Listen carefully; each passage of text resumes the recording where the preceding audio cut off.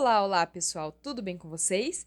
Bom, para quem não me conhece, meu nome é Mariana e hoje nós faremos a leitura do Informativo de Jurisprudência 745 do STJ, comentado pelo professor Márcio Cavalcante do site Dizer o Direito.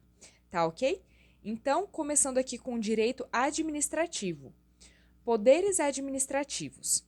Ao Poder Judiciário, não cabe se imiscuir na decisão administrativa da ANAC acerca da realocação de slots e rotrans, mesmo que a empresa aérea que perdeu esse direito esteja em recuperação judicial.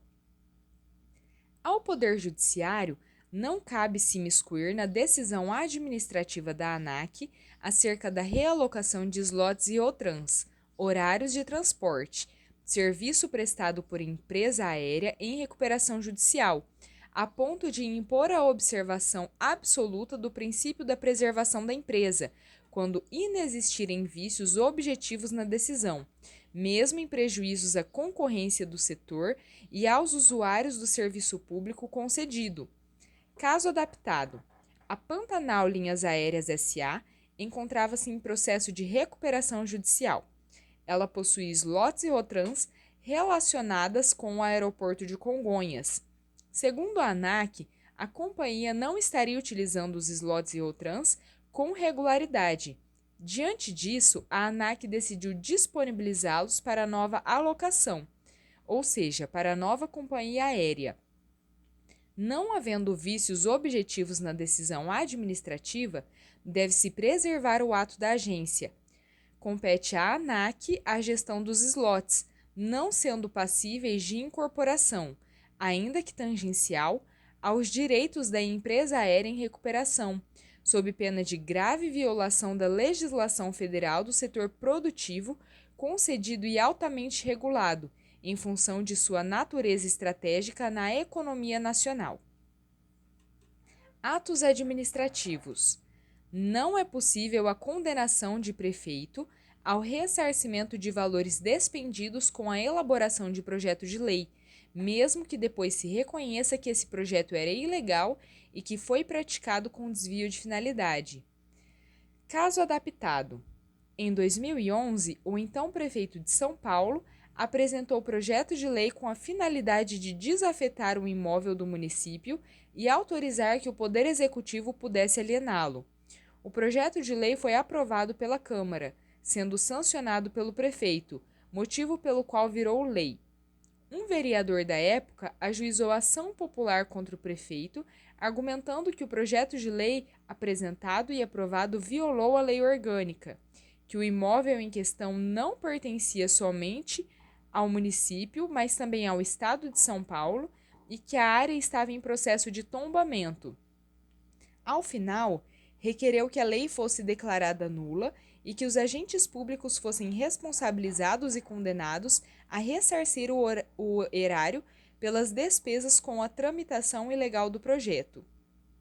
O TJSP, ou seja, Tribunal de Justiça do Estado de São Paulo, reconheceu a nulidade da lei aprovada e, além disso, condenou o ex-prefeito a restituir os cofres públicos municipais, pagando todas as despesas decorrentes da tramitação ilícita do projeto de lei.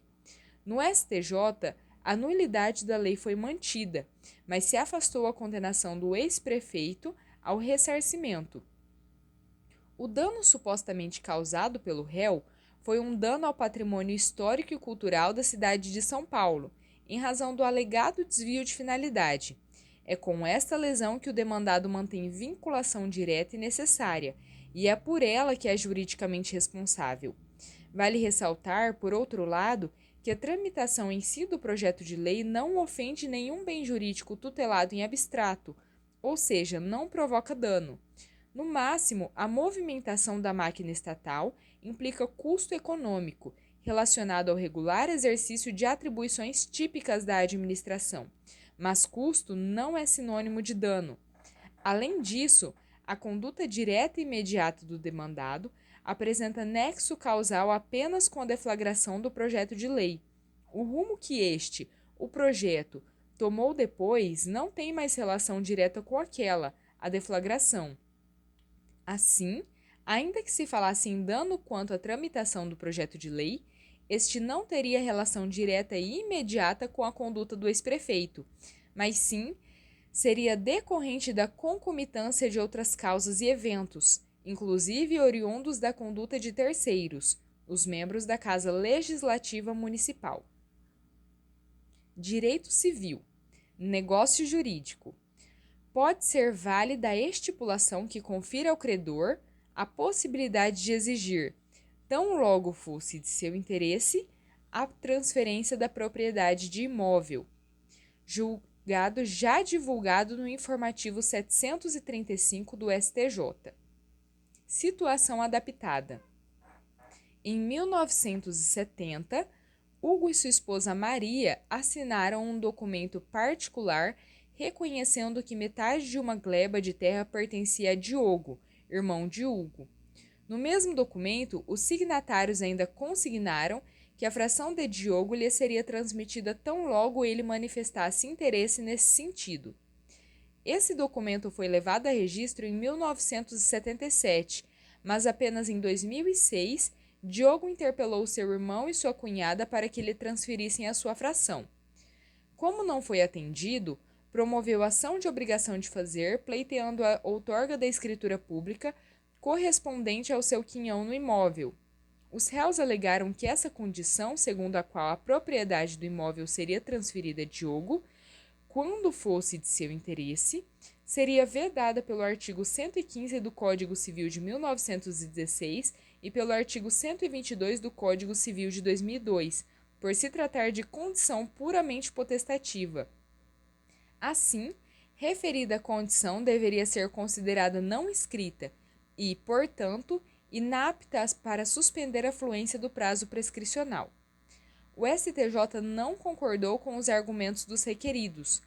O artigo 122 do Código Civil de 2002, correspondente ao artigo 115 do Código Civil de 1916, proíbe as condições puramente potestativas, assim compreendidas como aquelas que sujeitam a eficácia do negócio jurídico ao puro arbítrio de uma das partes, comprometendo a seriedade do acordo e depondo contra a boa-fé objetiva. No caso, a estipulação assinalada mais se assemelha a termo incerto ou indeterminado do que, propriamente, a condição potestativa. E mesmo admitindo tratar-se de condição, seria de rigor verificar quem ela beneficiava, credor e devedor, não havendo falar, por isso, em falta de seriedade na proposta ou risco à estabilidade das relações jurídicas. Ademais, foi estatuída em consideração a uma circunstância fática alheia à vontade das partes, o resultado de uma determinada ação judicial, uso capião, havendo, assim, interesse juridicamente relevante a justificar sua estipulação. Contratos. Comodato. Cessado o comodato, o condômino privado da posse do imóvel tem direito ao recebimento de indenização equivalente aos aluguéis proporcionais ao seu quinhão, dos proprietários que permaneceram na posse exclusiva do bem. Cessado o comodato, o condômino privado da posse do imóvel tem direito ao recebimento de indenização equivalente aos aluguéis proporcionais ao seu quinhão, dos proprietários que permaneceram na posse exclusiva do bem. O termo inicial do pagamento desses aluguéis é a notificação extrajudicial. Não havendo notificação extrajudicial, considera-se que os coproprietários foram constituídos em mora por meio da citação nos autos da ação de arbitramento dos aluguéis. Caso hipotético: Armando, Bento e Carlos são coproprietários de um imóvel. Eles cederam esse imóvel em comodato para uma empresa. Depois de alguns anos, Armando foi excluído da sociedade empresarial e a ele foi vedado o acesso ao imóvel. Armando ajuizou a ação de arbitramento de aluguel contra Bento, Carlos e a empresa. Ele tem direito ao recebimento de indenização equivalente aos aluguéis proporcionais ao seu quinhão. Locação de bens imóveis. É cabível revisão judicial de contrato de locação não residencial, empresa de coworking, com redução proporcional do valor dos aluguéis em razão de fato superveniente decorrente da pandemia da Covid-19. Importante. Diferente do recurso especial 1.998.206 do Distrito Federal, publicado no informativo 719 do STJ. Caso concreto. A locatária do imóvel era uma empresa de coworking. Em razão das medidas de isolamento da Covid-19, a empresa teve uma redução drástica do seu faturamento. Diante disso, ajuizou ação de revisão contra a proprietária do imóvel, locadora, pedindo a redução do valor dos aluguéis pagos. O STJ concordou com o pleito. A revisão dos contratos com base nas teorias da imprevisão ou da onerosidade excessiva, previstas no Código Civil, exige que o fato superveniente seja imprevisível e extraordinário, e que dele, além do desequilíbrio econômico e financeiro, decorra situação de vantagem extrema para uma das partes, situação evidenciada na hipótese. A revisão dos contratos em razão da pandemia não constitui decorrência lógica ou automática, devendo ser analisadas a natureza do contrato e a conduta das partes, tanto no âmbito material como na esfera processual, especialmente quando o evento superveniente e imprevisível não se encontra no domínio da atividade econômica das partes. Na hipótese, ficou demonstrada a efetiva redução do faturamento da empresa locatária em virtude das medidas de restrição impostas pela pandemia da Covid-19. Por outro lado, a locatária manteve-se obrigada a cumprir a contraprestação pelo uso do imóvel pelo valor integral e originalmente firmado, situação que evidencia o desequilíbrio econômico e financeiro do contrato. Nesse passo, embora não se contestem os efeitos negativos da pandemia nos contratos de locação para ambas as partes, os quais são efetivamente privadas do uso do imóvel ou da percepção dos rendimentos sobre ele, no caso em debate, considerando que a empresa locatária exercia atividade de coworking e teve seu faturamento drasticamente reduzido, a revisão do contrato mediante a redução proporcional e temporária do valor dos aluguéis constitui medida necessária para assegurar o restabelecimento do equilíbrio entre as partes. Responsabilidade civil. Análise da responsabilidade civil pelos danos causados às vítimas na superfície em razão da queda do avião que transportava Eduardo Campos. Importante. Situação 1. Vítima ajuizou a ação contra arrendatária e possuidora indireta. Caso adaptado. Em 2014, o candidato à presidência da República, Eduardo Campos, faleceu, vítima de um acidente aéreo.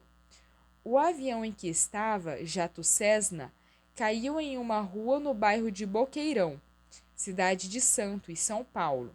A queda da aeronave destruiu quase por completo os imóveis da região, dentre os quais o apartamento de Regina. De acordo com os registros da ANAC, o jato Cessna estava arrendado para a empresa AF Limitada, sendo esta empresa a operadora legal da aeronave. Regina ajuizou ação de indenização por danos morais e materiais contra a AF Limitada, arrendatária do avião. Para o STJ, ficou demonstrado nos autos que a empresa era arrendatária da aeronave e, por isso, ela responde pelos prejuízos causados pelo acidente às pessoas em terra, nos termos do Código Brasileiro de Aeronáutica, CBA, e do Código de Defesa do Consumidor, CDC. Os exploradores respondem pelos danos a terceiros na superfície, causados diretamente por aeronave em voo, assim como por pessoa ou coisa dela caída ou projetada. Artigo 268 do CBA.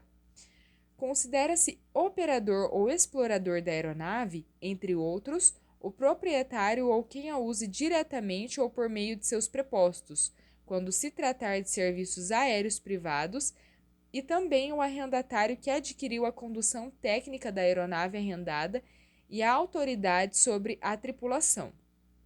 Artigo 123 do CBA. Conclusão da situação 1.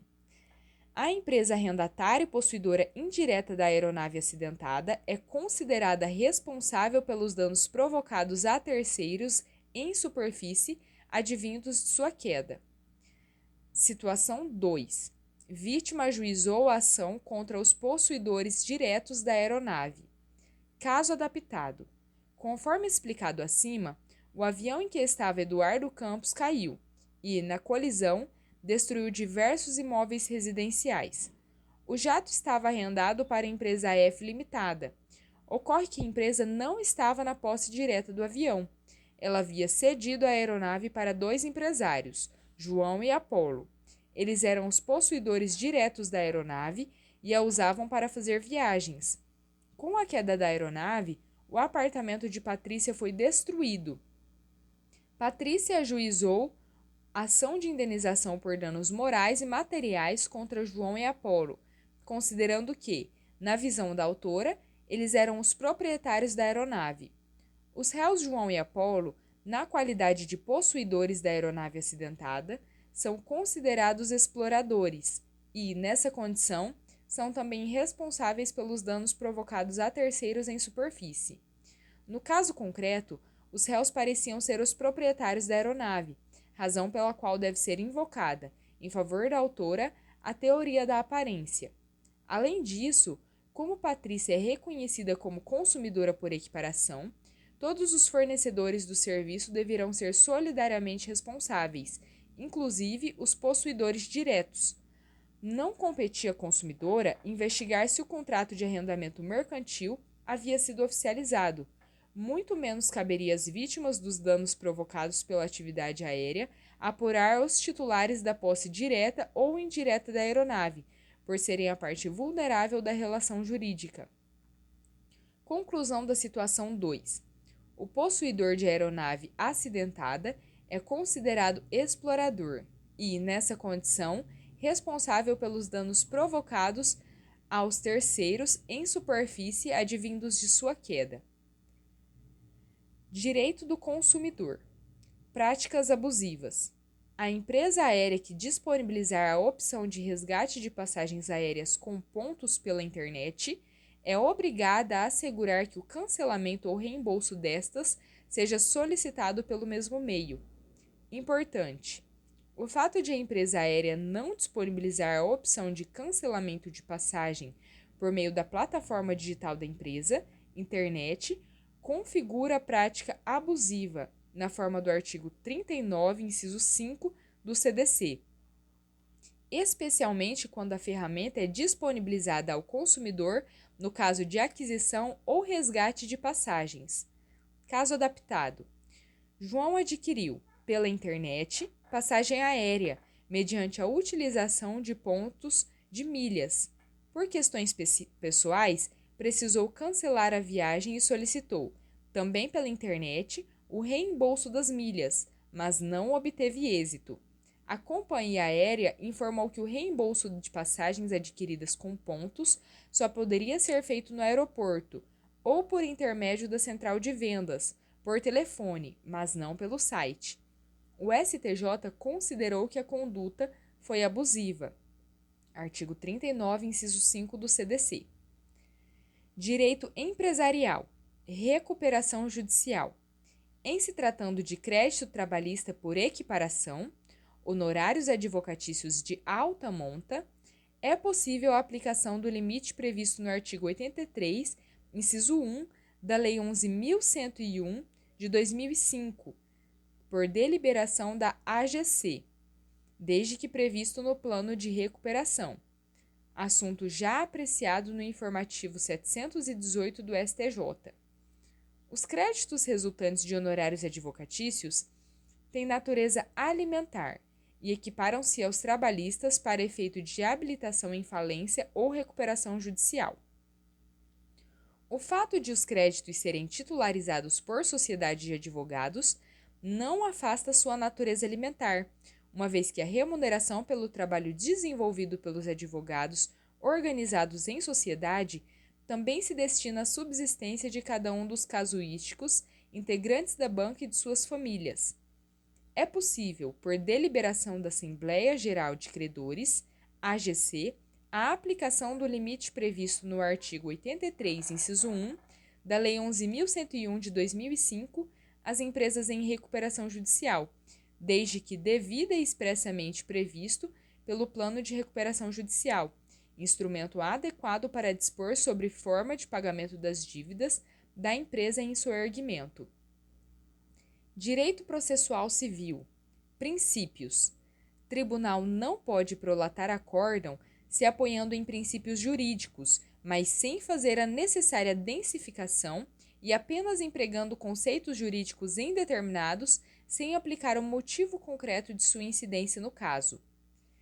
Incorre em negativa de prestação jurisdicional o tribunal que prolata acórdão que, para resolver a controvérsia, apoia-se em princípios jurídicos sem proceder à necessária densificação, bem como emprega conceitos jurídicos indeterminados sem explicar o motivo concreto de sua incidência no caso. A argumentação do tribunal de origem foi, em parte, metajurídica e em parte fundada em princípios. Ocorre que os princípios invocados não foram sequer densificados nem explicitados. O Tribunal de Justiça também não explicou como esses princípios se aplicam ao caso concreto. A segurança jurídica, a razoabilidade e a proporcionalidade são valores que não se confundem entre si e que orientam não apenas a atividade de aplicação da lei, mas a sua elaboração, o que significa a necessidade de ponderar se esses vetores já não foram observados no processo legislativo. Diante disso, houve violação do artigo 489, parágrafo 1º, incisos 4º e 6º do CPC de 2015. Competência. Compete às turmas que compõem a segunda sessão do STJ apreciar mandado de segurança em que se questiona a compatibilidade de atos praticados por junta comercial em face de normas de direito societário. Caso concreto. A controvérsia, em primeira instância, iniciou-se com um mandado de segurança no qual a empresa postulava pela concessão da ordem para que a junta comercial fosse compelida a registrar as suas atas de aprovação de contas, sem que fosse necessária a comprovação da publicação das demonstrações financeiras. Segundo alegou a impetrante, a Lei nº 11.638 de 2007 não prevê a obrigação de publicar as demonstrações financeiras de sociedades empresariais de grande porte no Diário Oficial do Estado ou em jornal de grande circulação, sendo absolutamente ilegal que uma norma de hierarquia inferior inove e crie obrigação sobre a qual a lei de regência sequer versou. O exame da suposta ilegalidade das normas infralegais ou mesmo o abuso do direito de normatizar envolve controvérsia diretamente relacionada com o direito societário. O que se discute é a adequação dos referidos atos normativos à Lei nº 11.638 de 2007, que alterou e revogou dispositivos da Lei nº 6.404 de 76, Lei das Sociedades Anônimas, e a Lei nº 6.385 de 76, estendendo às sociedades de grande porte disposições relativas à elaboração e divulgação de demonstrações financeiras.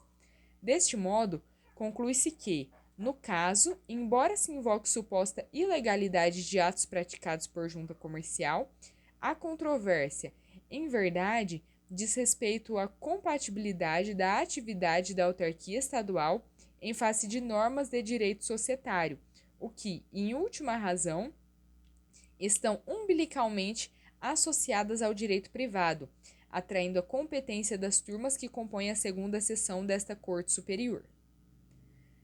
Citação.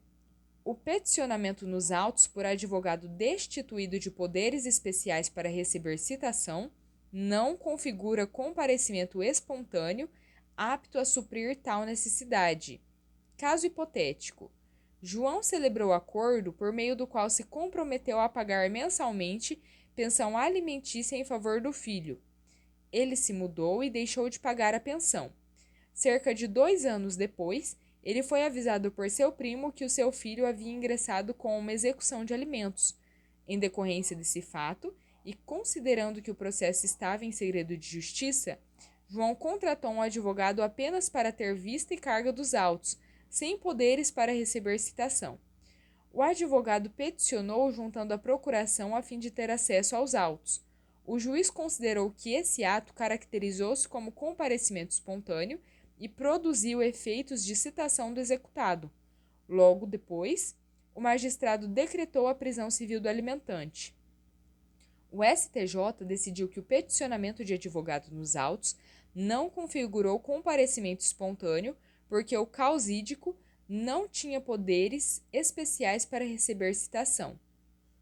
Recursos. Se, no agravo interno interposto contra a decisão monocrática que não conheceu do agravo em recurso especial, o recorrente mantém a mesma deficiência de fundamentação, deverá ser feito novo juízo negativo de admissibilidade, com a imposição de multa. O recurso que insiste em não atacar especificamente os fundamentos da decisão recorrida seguidamente é manifestamente inadmissível, dupla aplicação do artigo 932, inciso 3 do CPC de 2015, devendo ser penalizado com a multa prevista no artigo 1021, parágrafo 4º do CPC de 2015.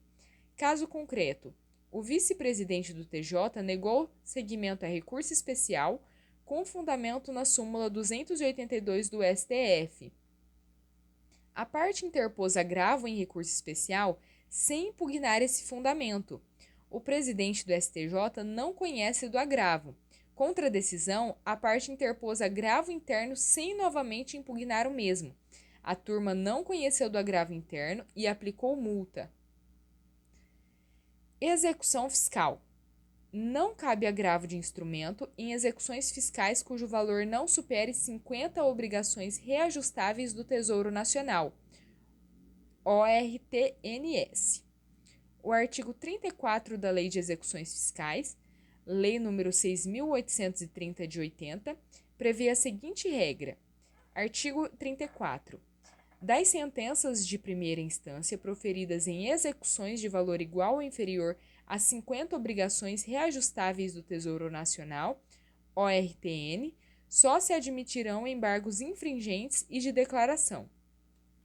Assim, se o juiz julga uma execução fiscal cujo valor é igual ou inferior a 50 ORTN, contra esta sentença só se admitirão embargos infringentes e de declaração.